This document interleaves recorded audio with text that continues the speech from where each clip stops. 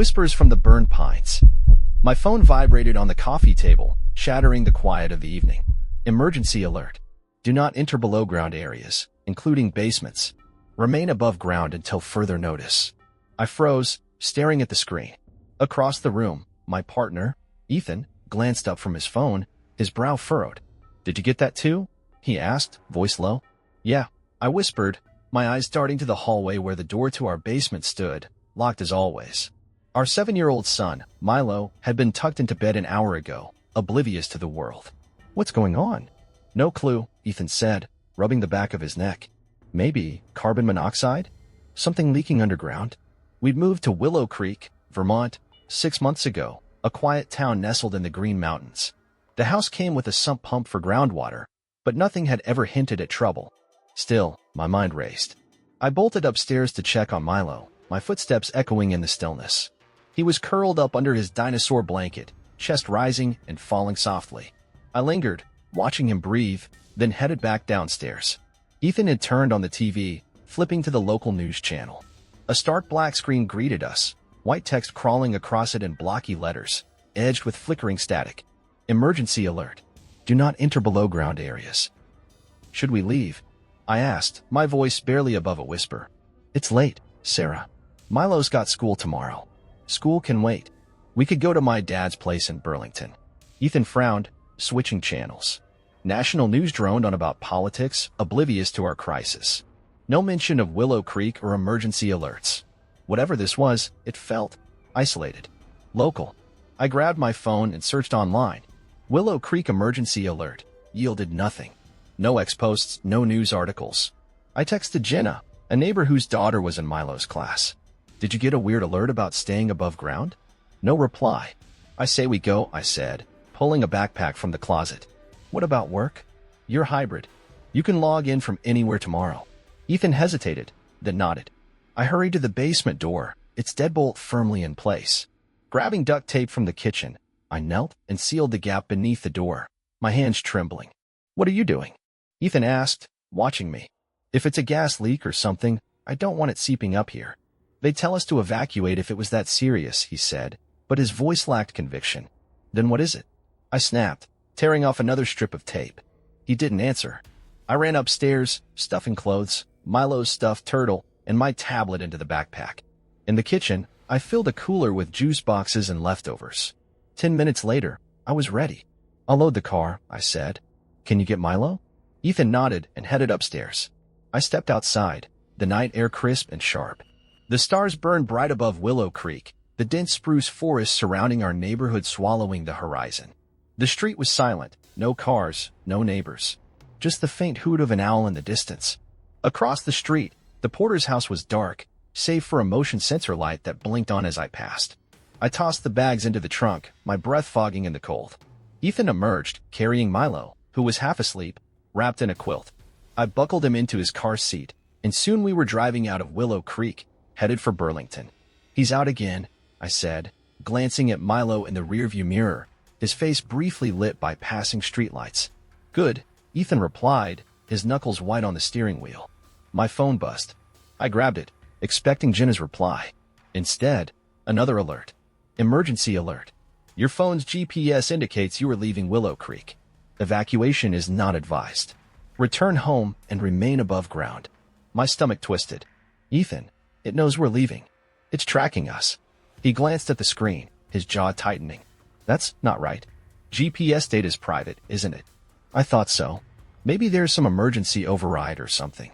Silence settled over us, heavy and suffocating.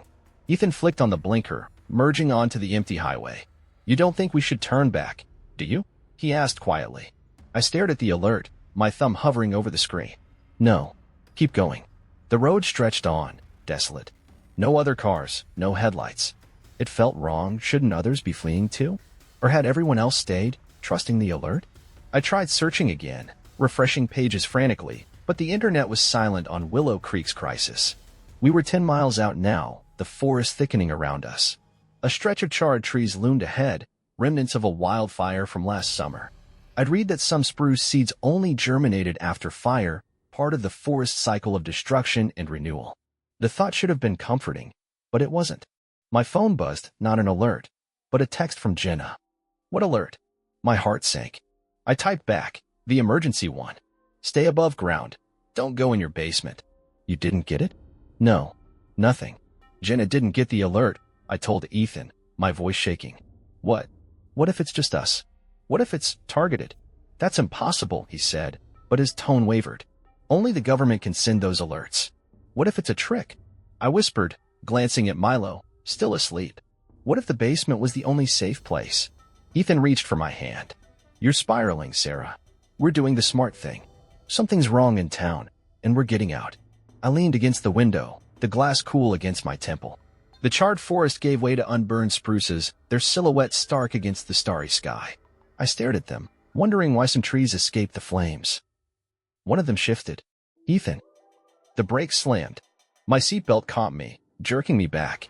Sorry, a fox or something, his words died. In the headlights, something stood. Not a fox. Long, thin legs too thin, ending in gnarled, claw-like points. They stretched upward, vanishing into the darkness beyond the beams. Above, a vague shape loomed, jagged and uneven, like branches tangled in a storm. My head spun, a crushing weight pressing down on me. The world tilted, colors smearing. I gripped the door handle, fighting the urge to collapse. Thud. The car shook violently. I screamed. Thud.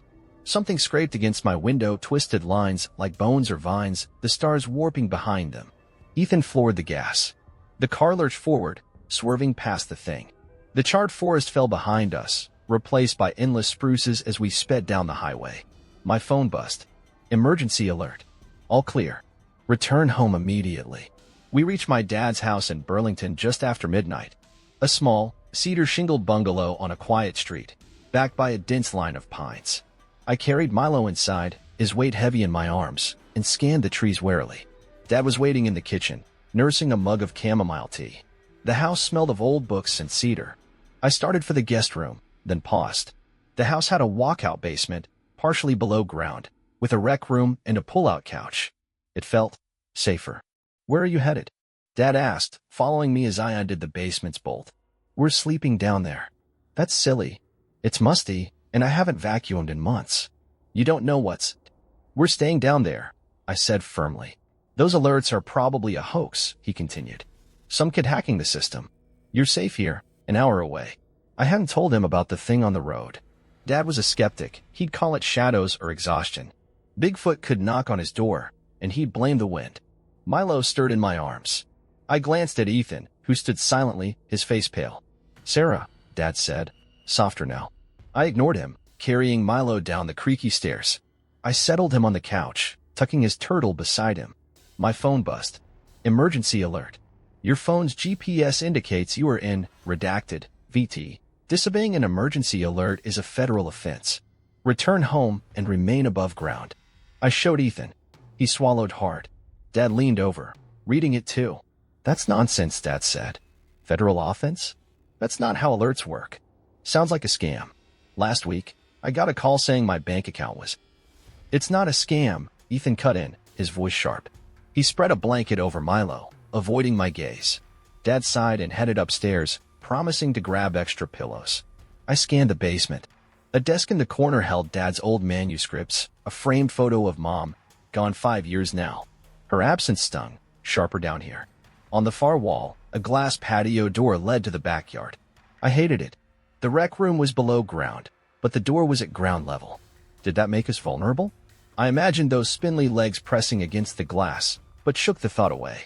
They couldn't squeeze through, could they? I stared outside, half expecting to see one of them. The pines loomed, not quite the Green Mountains core, but close enough to unsettle me. If those things came from the burned forests... No. The fire damage was miles away. I pulled up Google Maps, searching for recent wildfire data, but the satellite images were outdated. My phone buzzed, a text from Jenna. My coworker Tara got that alert too. So weird. My pulse quickened. Did she follow it? I typed. Not sure. Want her number? Yes, please. Ethan returned with our bags, muttering about Dad's skepticism. Someone else got the alert, I told him. Jenna's coworker. Seriously. Jenna sent Tara's number. I called immediately. She answered on the second ring. Hi, this is Sarah, Jenna's friend, I said. You got the emergency alert, right? We think it's not what it seems. A pause. It's from the government, Tara said cautiously. Why wouldn't it be legit? It's selective. Not everyone got it. That's not how these alerts work. Maybe. Look, it's late, and my kids are... Please, I interrupted. I think basements are safe. Staying above ground might be the trap. That's a stretch, she said, clearly unconvinced. I gotta go. The call ended.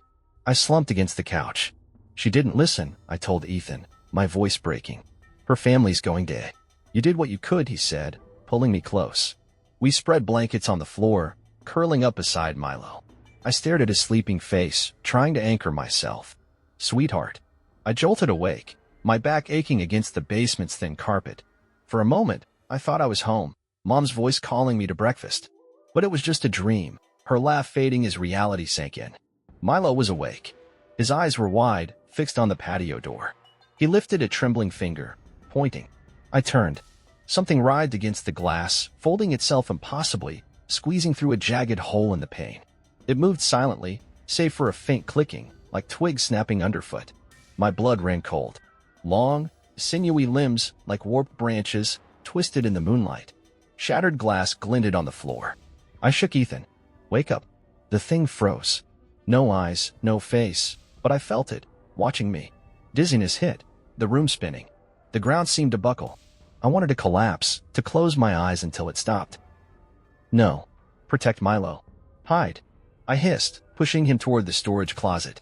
The world blurred, colors melting. I stumbled, grasping for something, anything to fight with. Mom stood before me. Her face was wrong. When I sagged, her smile lopsided, like clay stretched too thin. Sweetheart, she said, her voice warped, too deep. Nausea surged. I doubled over, retching. She tilted, defying gravity, one arm dangling unnaturally long. Come with me, she said. We'll be together again. Stop, I choked out. I want to meet Milo. Don't you want that? Pain exploded in my arm. I screamed, collapsing. The world snapped back into focus. Ethan was dragging me away from the door, Milo crying in the closet. My arm burned, blood seeping through my sleeve. It had touched me. My phone rang. I fumbled for it, hands shaking. It was Tara. You were right, she gasped. The alert. My brother knows tech guys. They traced it. I held my breath, clutching my arm. It's not from the government. The signal's coming from the forest.